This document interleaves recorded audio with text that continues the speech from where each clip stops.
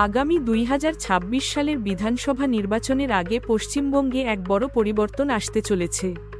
পশ্চিমবঙ্গের মুখ্য নির্বাচনী আধিকারিক মনোজ আগরওয়াল ভোটারদের পরিষেবা আরও উন্নত করতে দুটি বড় উদ্যোগের কথা ঘোষণা করেছেন।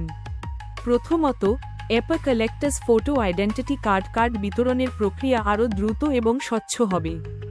এখন থেকে আবেদন করার 7-10 দিনের মধ্যে কার্ড সরাসরি ভোটারের বাড়িতে পৌঁছে যাবে। এর জন্য একটি লাইভ ট্র্যাকিং সিস্টেমও চালু করা হবে। এই পদক্ষেপের ফলে এপিক কার্ড তৈরি বা আপডেটে যে বিলম্ব বা সমস্যা হয় তা দূর হবে।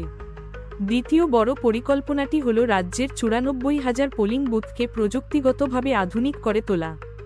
এই কাজের জন্য ম্যাকিনটশ বার্ন নামক একটি সংস্থাকে পরিকাঠামো তৈরির দায়িত্ব দেওয়া হয়েছে।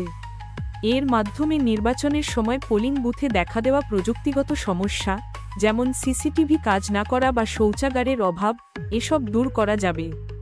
এই পদক্ষেপের মূল লক্ষ্য হল 2026 সালের নির্বাচন সম্পূর্ণ স্বাধীন এবং নিরপেক্ষভাবে সম্পন্ন করা। এই তথ্যটি মনোজ আগরওয়াল 27 আগস্ট 2025 তারিখে দিয়েছেন।